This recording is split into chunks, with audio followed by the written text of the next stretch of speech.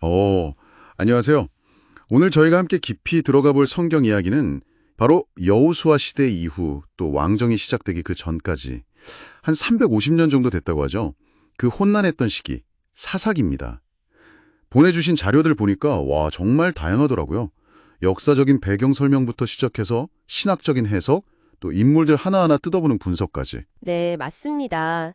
사사기가 겉으로 보면 뭐랄까 계속 실패하고 혼란스럽고 그런 이야기들의 연속처럼 보이기가 쉬운데요. 근데 그 안을 좀 자세히 들여다보면 리더십이라든지 신앙의 본질, 또 인간 본성에 대한 굉장히 날카로운 통찰들이 숨어 있거든요. 오늘 여러분과 함께 이 혼돈의 시대를 특징 짓는 어떤 핵심적인 패턴, 그리고 그 안에 담긴 메시지가 뭔지 그걸 좀 파악해 보고요. 더 나아가서 그게 오늘날 우리에게는 어떤 의미를 던져주는지 그걸 좀 같이 살펴보는 게 목표라고 할 수 있겠습니다. 좋습니다. 아주 흥미로운 탐구가 될 것 같은데요. 그럼 바로 한번 시작해보죠. 사사시대 이스라엘이 대체 어떤 모습이었을까요? 많은 자료에서 공통적으로 딱 짚어내는 그 구절 있잖아요. 사사기 전체를 꿰뚫은다고도 하는. 아, 네. 그때에 이스라엘의 왕이 없으므로 사람이 각기 자기 소견에 옳은 대로 행하였더라. 이거 말씀하시는 거죠? 네, 맞아요. 이게 사사기 후반부에 여러 번 반복되면서 그 시대를 딱 정의하는 문장처럼 느껴지더라고요. 근데 이게 그냥 단순히 대통령이 없었다, 왕이 없었다, 이런 정치적인 의미만은 아닐 것 같아요. 그럼요. 아주 정확히 보셨습니다. 그게 이제 사사시대가 왜 그렇게 혼란스러웠는지 그 근본적인 원인을 진단하는 어찌 보면 신학적인 진단이라고 할 수 있어요. 눈에 보이는 정치적인 왕이 없었다는 사실 자체도 물론 중요하지만 그 이면에는 더 깊은 의미가 있는 거죠. 더 깊은 의미라면 음, 어떤 걸까요? 삶의 기준이 되어야 할 분, 그러니까 진짜 왕이신 하나님의 권위, 또 그분의 말씀, 이런 것들이 사람들 삶 속에서 실질적인 영향력을 잃어버린 상태를 말하는 겁니다.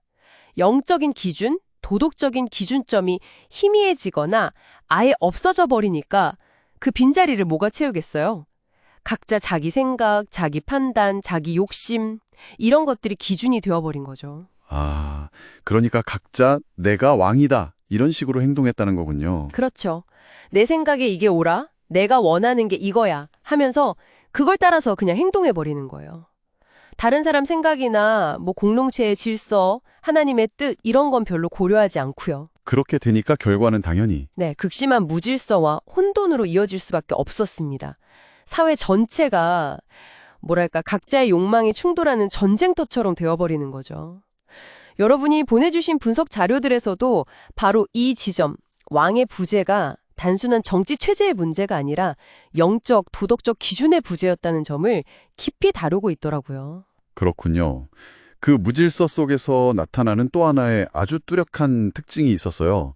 자료들에서 공통적으로 지적하는 그 반복되는 패턴이요. 아, 네. 그 유명한 사사기 사이클 말씀하시는 거죠? 맞아요. 그 순환 구조. 보면 이스라엘 백성들이 먼저 하나님을 버리고 우상을 섬기는 죄를 짓고 네, 주로 가나안 땅의 신들이었던 바알이나 아스타롯 같은 풍요의 신들을 섬기죠. 그러면 하나님께서 주변의 다른 민족들을 사용하셔서 이스라엘을 압제하시고 일종의 징계를 내리시고요. 그렇죠. 고통 속에서 백성들이 견디다 못해 하나님께 막 부르짖기 시작하면 그때 하나님께서 사사를 보내셔서 구원해 주시고 그러면 또 잠시 평화가 찾아오고 어김없이 다시 예전의 죄악으로 돌아가 버리는 거죠. 우상 숭배하고 자기들 마음대로 살고 이 패턴이 정말 지겹도록 반복됩니다. 정말 묘비우스의 띠 같아요. 벗어날 수가 없는 느낌? 왜 이렇게 계속 반복됐을까요? 여러 가지 이유가 있겠지만 근본적으로는 하나님과의 관계를 제대로 정립하지 못했기 때문이라고 볼 수 있어요. 고통스러울 때만 하나님을 찾고 평화가 찾아오면 금방 잊어버리는 거죠. 또 가나안 문화의 유혹이 그만큼 강력했던 것도 있고요. 눈에 보이는 풍요와 다산의 신들이 당시 농경사회였던 이스라엘 사람들에게는 더 매력적으로 보였을 수도 있어요. 아, 뭔가 즉각적인 만족을 주는 것 같으니까요. 그렇죠. 근데 여기서 더 중요한 점이 있어요. 이게 그냥 똑같은 패턴을 뱅글뱅글 도는 게 아니라는 거예요. 단순 반복이 아니라고요? 그럼 뭐죠? 이게 시간이 흐를수록 점점 더 상황이 악화되는 뭐랄까 나선형 하강 구조를 보인다는 겁니다. 나선형 하강, 점점 더 깊은 곳으로 빠져든다는 의미인가요? 네, 정확합니다. 뒤로 갈수록 백성들의 죄는 더 대담해지고 그 형태도 더 끔찍해져요. 사회적인 혼란도 그냥 혼란 정도가 아니라 거의 무정부 상태, 폭력과 타락이 만연하는 수준으로 치닫습니다. 사사들 자체도 좀 그런 경향이 보이지 않나요? 초기의 사사들과 후기의 사사들을 비교해보면 맞아요. 아주 중요한 지적입니다. 초기 사사인 온니엘 같은 경우는 비교적 흠이 없는 인물로 그려지지만 후기로 갈수록 기드온의 우유부단함이나 에봇 제작 문제, 입다의 비극적인 서원, 그리고 뭐니 해도 삼성 같은 경우는 정말 개인적인 약점과 도덕적인 결함이 아주 두드러지게 나타나죠. 힘은 정말 장사였는데 그렇죠. 하나님이 주신 엄청난 능력을 가지고 있음에도 불구하고 그걸 개인적인 복수나 정욕을 채우는 데 사용하는 모습들을 보이잖아요. 이런 사사들 개인의 모습 변화 자체가 이스라엘 전체의 영적 상태가 얼마나 심각하게 나빠지고 있었는지를 보여주는 하나의 지표라고 할 수 있습니다. 아, 그렇군요. 그럼 이제 그 사사라는 존재에 대해서 좀 더 이야기해 볼까요? 우리가 보통 생각하는 그 법정의 판사나 재판관하고는 역할이 좀 달랐던 것 같아요. 네, 맞아요. 우리가 사사라고 번역하니까 자꾸 법정 이미지를 떠올리게 되는데 사실 히브리어 원어인 쇼페트는 훨씬 더 넓은 의미를 가지고 있어요. 더 넓은 의미라면 구체적으로 어떤? 일단 판결하다, 다스리다라는 기본적인 뜻도 있지만 많은 경우에 구원하다, 해방시키다라는 의미로 쓰였고요. 그래서 이들을 구원자, 지도자, 때로는 전쟁을 이끄는 군사적 영웅으로 보는 게 더 적절할 때가 많습니다. 주로 이민족의 압제에서 백성을 건져내는 역할을 했으니까요. 아하, 그래서 사사들 중에는 군사적인 리더십을 발휘한 인물들이 많군요. 온니엘, 에훗, 기드온, 입다, 삼손. 그렇죠. 그런데 또 흥미로운 건 하나님께서 이 사사들을 세우시는 방식이에요. 뭐랄까 우리가 생각하는 전형적인 영웅의 모습과는 거리가 먼 인물들도 많다는 거죠. 예를 들면요. 뭐 왼손잡이였던 에훗. 당시에는 왼손잡이가 좀 부정적으로 여겨지기도 했는데 하나님은 오히려 그의 그 특성을 사용해서 이스라엘을 구원하시죠. 아, 그 모압 왕 에글론을 암살할 때? 네, 또 겁이 많고 소심했던 기드온. 처음 부름받았을 때 숨어 있었잖아요. 근데 하나님은 그를 큰 용사라고 부르시면서 이끌어 가시죠. 미디안과의 전쟁에서 300명만 데리고 승리하게 하시는 걸 보면 정말 놀랍죠. 심지어 여성 사사도 있었고요. 드보라. 맞습니다. 여성 예언자이자 사사였던 드보라. 이건 당시 사회상을 생각하면 정말 파격적인 리더십이었죠. 비극적인 서원으로 딸을 잃게 되는 입다. 그리고 앞서 말한 삼손까지. 정말 하나님은 우리의 기준이나 예상을 뛰어넘어서 때로는 약점이 많고 결점이 뚜렷한 인물들을 통해서도 당신의 구원 역사를 이루어 가신다는 걸 분명하게 보여줍니다. 와, 완벽해야만 쓰임받는 게 아니라는 거네요. 오히려 그 약점까지도 사용하시는 모습이 참 인상 깊습니다. 그렇죠. 구원이 전적으로 하나님의 능력과 은혜에 달려있다는 것을 보여주는 대목이죠. 인간의 자격이나 조건이 아니라요. 특히 그 드보라 이야기는 여성 리더십이라는 점에서도 그렇고 또 다른 여성인 야엘의 역할도 그렇고요. 좀 더 자세히 설명해 주실 수 있을까요? 네, 드보라 이야기는 사사기 4장과 5장에 나오는데요. 당시 이스라엘은 가나안 왕 야빈과 그의 군대 장관 시스라의 압제 아래 있었어요. 시스라는 철병거 900대를 가진 강력한 군대 지휘관이었죠. 이때 드보라가 하나님의 말씀을 받아서 이스라엘 군대의 지휘관인 바락에게 시스라와 싸우라고 명령합니다. 근데 바락이 좀 주저하지 않았나요? 당신이 함께 가지 않으면 나도 안 가겠다. 뭐 이런 식으로. 맞아요. 바락이 당신이 나와 함께 가면 나도 가겠지만 가지 않으면 나도 안 가겠다고 말하죠. 약간은 믿음이 부족한 모습을 보인 거예요. 그러니까 드보라가 예언을 하죠. 당신이 그렇게 나오니 이 전쟁의 영광, 그러니까 시스라를 잡는 공로는 당신이 아니라 한 여인의 손에 넘어갈 것이다. 네. 그리고 실제로 전투에서 이스라엘이 승리하지만 시스라는 도망쳐서 겐사람 헤벨의 아내인 야엘의 장막으로 숨어 들어갑니다. 아, 그 장면. 야엘이 처음에 시스라를 안심시키는 척 하다가 그렇죠. 우유를 대접하고 이불을 덮어주며 안심시킨 뒤에 그가 깊이 잠들자 장막 말뚝과 방망이를 가져다가 그의 관자놀이에 말뚝을 박아 죽입니다. 정말 충격적인 장면이죠. 네, 정말 충격적이면서도 한편으로는 드보라의 예언이 그대로 이루어졌다는 점에서 놀랍기도 하고요. 바락이 아니라 야헬이라는 여성이 적장을 처치하는 공을 세운 거니까요. 그렇습니다. 이 드보라와 야헬 이야기는 여러 가지 메시지를 던져주는데요. 첫째는 하나님께서 당시의 가부장적인 통념을 깨고 여성을 지도자로 또 결정적인 구원의 도구로 사용하신다는 점이죠. 둘째는 바락처럼 주저하는 사람이 아니라 야엘처럼 위기의 순간에 하나님의 뜻을 위해 담대하게 행동하는 사람, 뭐랄까 즐거이 헌신하는 자를 통해 하나님께서 일하신다는 것을 보여줍니다. 야엘의 행동이 윤리적으로는 논란의 여지가 있을 수 있겠지만 어쨌든 하나님의 구원 계획 안에서 중요한 역할을 했다는 거군요. 네, 성경은 그 결과를 하나님의 승리로 노래하고 있죠. 사사기 5장 드보라의 노래. 하나님께서 일하시는 방식은 우리의 상식이나 기대를 뛰어넘을 때가 많다는 것을 보여주는 사례이기도 합니다. 그렇군요. 그런데 이렇게 사사들을 통해 구원이 이루어지기도 했지만 결국 그들의 리더십에도 한계가 있었던 거잖아요. 명백한 한계가 있었죠. 일단 사사들의 구원은 대부분 일시적이었고 또 이스라엘 전체가 아니라 특정 지역에 국한되는 경우가 많았습니다.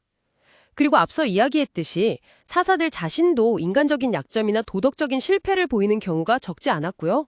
기드온이 맡는 에봇이 결국 우상숭배의 통로가 된다든지 입다의 성급한 서원, 삼손의 방탕한 삶 같은 것들이요. 결국 사사들 역시 이스라엘의 근본적인 문제, 그러니까 하나님을 떠나 자기 소견대로 행하는 그 문제를 해결해 주지는 못했다는 거네요. 그렇죠. 그들의 활동은 임시방편적인 해결책에 가까웠어요. 그래서 역설적으로 사사들의 이런 한계는 이스라엘에게 더 완전하고 영구적인 리더십, 즉 진정한 왕이 필요하다는 사실을 더 절실하게 느끼게 만들었다고 볼 수 있습니다. 그래서 사사기 마지막 부분에서 계속 왕이 없으므로라는 말이 강조되는 거군요. 네, 바로 그겁니다.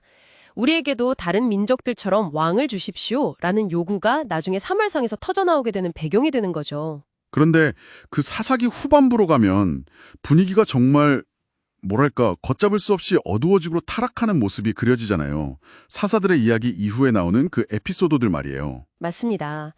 사사기 17장부터 마지막 21장까지는 이스라엘 사회가 영적으로, 도덕적으로 얼마나 깊은 나락으로 떨어졌는지를 정말 적나라하게 보여주는 부분입니다. 이걸 사사기의 부록이라고 부르기도 하는데요. 여기에는 더 이상 하나님이 세우신 사사 이야기가 나오지 않아요. 대신 이스라엘 내부의 혼란과 타락상을 보여주는 두 가지 큰 사건이 기록되어 있죠. 첫 번째가 그 미가라는 사람 이야기 아니었나요? 자기 집에 신당을 차리고 우상을 만들고 심지어 레위인을 개인 제사장으로 고용하기까지. 네, 맞아요. 종교적인 타락이 얼마나 심각했는지를 보여줍니다. 하나님을 섬긴다고 하면서 자기 마음대로 우상을 만들고 레위인이면 다 거룩한 줄 알고 돈으로 제사장을 사고 심지어 나중에는 단지파 사람들이 몰려와서 그 우상과 레위인을 통째로 빼앗아가서 자기 지파의 종교적 중심으로 삼아버리죠. 완전 총체적 난국이네요. 하나님 신앙이 완전히 왜곡되고 변질된. 그렇죠. 하나님 중심이 아니라 철저히 자기 중심적인 신앙, 자기 만족을 위한 종교 활동이 만연했던 겁니다. 그리고 이어서 나오는 두 번째 사건은 정말 더 끔찍하죠. 그 레위인과 그의 첩 이야기. 네, 정말 입에 담기조차 힘든 사건입니다. 어떤 레위인이 첩을 데리고 여행하다가 베냐민 지파의 기브아라는 성읍에 머물게 되는데 그곳에 불량배들이 몰려와서 그 레위인을 요구하죠. 마치 소돔과 고모라 사건처럼요. 레위인이 자기 대신 첩을 내어주자 밤새도록 윤간을 당하고 결국 죽음에 이르게 됩니다. 정말 너무 참혹한데요? 근데 여기서 더 충격적인 것은 그 레위인의 다음 행동입니다. 자기 첩의 시신을 집으로 가져와서 12덩이로 나누고 그것을 이스라엘 각 지파에게 보내요. 네. 시신을요? 왜요? 이 끔찍한 사건을 알리고 베냐민 지파의 죄악을 고발하기 위해서였겠죠. 이 일로 인해 결국 이스라엘 모든 지파가 분노해서 베냐민 지파와 전쟁을 벌이게 됩니다. 동족상잔의 비극이죠. 와, 정말 상상하기 힘든 폭력과 분열인데요. 네, 이때 기브아에서 벌어진 일, 그리고 레위인의 행동을 히브리어로 느발라흐라고 표현하는데요. 이게 그냥 나쁜 짓 정도가 아니라 공동체의 근간을 흔드는 수치스럽고 망령된 일, 어리석고 추악한 범죄를 의미하는 단어입니다.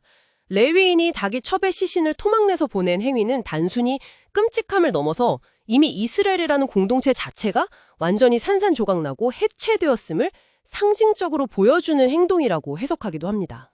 그야말로 자기 소견에 옳은 대로 행한 결과가 얼마나 끔찍한 비극을 낳을 수 있는지를 그냥 극명하게 보여주는 거네요. 그렇습니다. 사사기 후반부는 이스라엘이 하나님을 떠나 자기 마음대로 살 때 그 끝이 어디까지 갈 수 있는지를 여과 없이 보여줍니다. 종교적 타락, 성적 문란, 극단적인 폭력, 동족 간의 전생, 그야말로 혼돈 그 자체죠. 정말 숨가쁘게 사사기 전체를 한번 훑어본 것 같습니다. 어둠과 혼돈이 가득했지만 그 속에서도 어쨌든 하나님은 사사들을 통해 구원의 손길을 내미셨고, 하지만 결국 인간의 실패는 계속 반복되었고, 네, 그래서 사사기를 읽다 보면 참 마음이 복잡해지죠.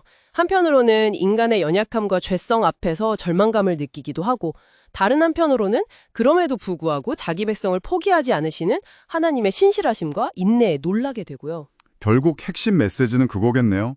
하나님의 인도하심, 그분의 말씀을 떠나서 각자 자기 생각대로, 자기 소견대로 살아갈 때 어떤 혼란과 비극이 찾아오는지를 보여주는 강력한 경고. 맞습니다. 그리고 동시에 불완전하고 실패투성이인 인간 리더십의 명백한 한계를 보여주면서 우리에게 진정한 인도자, 진정한 구원자는 누구여야 하는지에 대한 질문을 던지는 거죠. 네.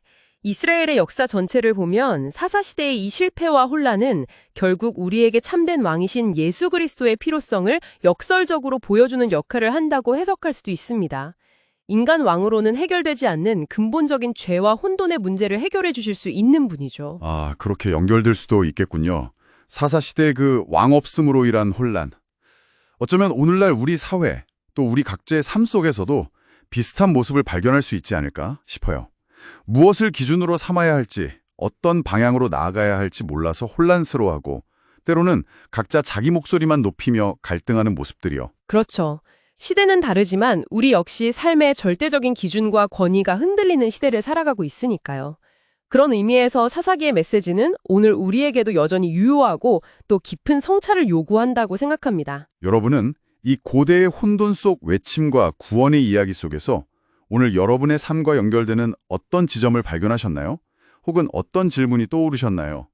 진정으로 우리 삶과 공동체의 질서와 평화, 그리고 구원을 가져다 줄 수 있는 리더십, 혹은 왕은 과연 어떤 모습이어야 할지 각자 한번 깊이 생각해 볼 만한 질문을 남기면서 오늘 사사기에 대한 탐구는 여기서 마무리하도록 하겠습니다.